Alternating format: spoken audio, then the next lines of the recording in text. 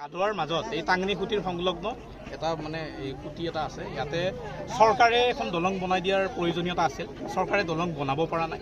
গতিকে ৰাইজৰ টকাৰে ৰাইজে নিজে কালেকশ্যন কৰি এখন দলং বনাইছে। বহুত স্কুলীয়া ল'ৰা ছোৱালী এইফালে আহে, গতিকে তেওঁলোকে এখন দলং বনাইছে। এতিয়া চৰকাৰে এটা ব্যৱস্থা কৰিছে যে বাঁহৰ দলং এখন কোনোবা বেলেগ পক্ষক এটাক বনাব দিছে, ৰাইজে যিখন বনাইছে সেইখন ভাঙি দিছে আৰু বাঁহৰ যাক বনাব দিছে নতুনকৈ তেওঁলোকৰ দলংখনেৰে পাৰ হ'ব লাগিলে মাচুল দিব লাগিব। গতিকে এই কথাটোত ৰাইজ মাচুলৰ পৰিমাণটো কথা নাই, কিন্তু মানে ইয়াত এটা মূল কথা আছে। কেনেকুৱা যে এওঁলোকো ভাৰতীয় নাগৰিক হয়, ৰেভিনিউ ভিলেজ হয়, তেওঁলোকৰ যিটো নাগৰিকত্বৰ যিটো অধিকাৰ আছে। যদি মই সেইফালৰ মানুহ এজনে নদী পাৰ হওঁতে কোনো পইচা দিব নালাগে, তেতিয়াহ'লে ইয়াৰে মানুহে নদী পাৰ হ'ব লাগিলে দলং এখনৰ ওপৰেৰে তেওঁ কিয় পইচা দিব? গতিকে সেইটো তেওঁৰ অধিকাৰৰ ওপৰত বৈষম্য হৈছে, এই কথাটো আমি কৈছোঁ। আজি এমাহ জুৰি এই গোটেই বিষয়টো লৈ স্মাৰক পত্ৰ দি আছোঁ, প্ৰতিবাদ হৈ আছে, মংগলদৈতো প্ৰতিবাদ হৈছে।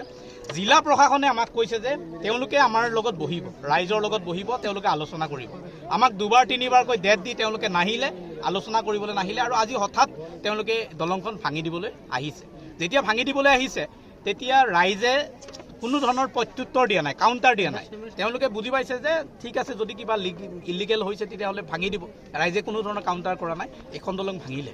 ভঙাৰ পিছত যেতিয়া এই দলংখন ভাঙিবলৈ আহিছে, ইয়াত কোনোবা এজন ব্যক্তি দলঙৰ ওপৰত আছেই, তেওঁলোকে ইমান অমানৱীয়ভাৱে মানুহজন পাৰ হ'বই নিদিলে, দলংখন ভাঙি দিলে আৰু সেই মানুহজন দলঙৰ পৰা পৰিল, তলত পৰিছে। পৰি তেওঁ ইতিমধ্যে মৃত্যুৰ সৈতে যুঁজি আছে। সংকটজনক অৱস্থাত তেওঁ হস্পিটেলত ভৰ্তি কৰা হৈছে। গতিকে কামবিলাক এনেকুৱা কেতিয়াও হ'ব নালাগে। প্ৰশাসনে আমাৰ লগত বহাৰ তেওঁলোকে প্ৰতিশ্ৰুতি দিছিল, আলোচনা কৰিম বুলি কৈছিল, কিন্তু আমি কাউণ্টাৰ নকৰা স্বত্তেও মানুহ দলঙৰ ওপৰত থাকোঁতে তেওঁক মানে মাৰিবৰ কাৰণে যিটো প্লেনিং কৰিছে, এইটো ধিক্কাৰযোগ্য, গৰিহণাযোগ্য। আৰু ৰাইজে আজি স্পষ্ট কৰি দিছে, এতিয়া জিলা প্ৰশাসনৰ মানুহ আহিছে, তেওঁলোকে আমাক আমাৰ DC অফিচত তেওঁলোকে মাতিছে, আলোচনা কৰিম বুলি কৈছে। আমি ইয়াতো স্পষ্ট কৰি দিছোঁ, আৰু তাতেও আমি এটাই স্পষ্ট কৰি দিম যে এই খুঁটিটো পাৰ হ'ব লাগিলে কোনো মানুহে 1 টকা নিদিয়ে।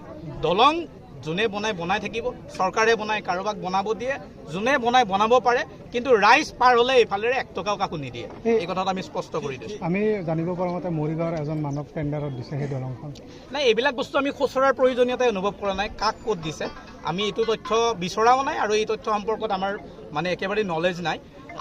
আমি প্ৰশাসনক কৈ আছোঁ যে আমাক এখন ৰাইজে যিখন বনাইছে, আপোনালোকৰ কৰ্তব্য আছিল ইয়াত দলং এখন বনাই দিয়াৰ। আপোনালোকে পাৰা নাই, আমাৰ পইচাৰে আমি বনাইছোঁ, আমি পাৰ হ'ব লাগে।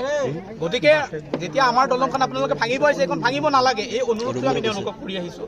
তেওঁলোকে আমাক ধুনীয়াকৈ কথাৰে মুখত ধুনীয়াকৈ ৰেছপন্স দি আছে, কিন্তু আজি হঠাৎ কি হৈছে গম নাপাওঁ। IWTৰ মানুহ আহি এই কথাটো কৈছে, আৰু মই অলপ 2-এটা সূত্ৰৰ পৰা গম পালোঁ যে এই যিটো ঘাট আছে এইটো IWTৰ নহয় বুলিও আমি ইতিমধ্যে তথ্য এটা পাইছোঁ। গা ধোৱাটো বৰলীমাৰী, এইটোহে IWTৰ আণ্ডাৰত আহে। এই যিটো টাংনিটো, এই খুঁটিটোত মানে IWTৰ অধীনত নাহে। গতিকে তেওঁলোকে কেনেকৈ কৰ্তৃত্বৰ বাহিৰত যায় এই কামটো কৰিছে, সেইটো এটা প্ৰশ্নৰ মানে উত্থাপন হয়। আৰু চবতকৈ ডাঙৰ কথাটো হ'ল IWTয়ে এই বস্তুটো দেখাব বিচাৰিছে, ৰাইজে এমাহ জুৰি প্ৰতিবাদ কৰি আছে, আলোচনা কৰি আছে। আজি তেওঁলোকে আহি পূৰা উদ্ভণ্ডালি কৰিছে ইয়াত ইভিকশ্যন কৰোঁতে, মানে ৰাইজ যে তেওঁলোকৰ লগত হাৰিছে এই কথাটো বুজাব বিচাৰিছে, ৰাইজক হৰুৱাব বিচাৰিছে। আৰু এটা কথাই স্পষ্ট হৈছে যে আজিৰ চৰকাৰখনৰ যিটো মানসিকতা, যে ধনী আৰু দুখীয়াৰ যিটো পাৰ্থক্য, সেই বস্তুটো দেখুৱাই দিছে। দুখীয়া মানুহখিনিয়ে ইয়াত 1 টকাও নিদিয়াকৈ তেওঁলোকে পাৰ হ'ব বিচাৰে, আৰু তেওঁলোকে ধনী মানুহক ধনী কৰাবৰ কাৰণে আকৌ দলং টেণ্ডাৰত দি দলং কাৰোবাক বনাব দিছে।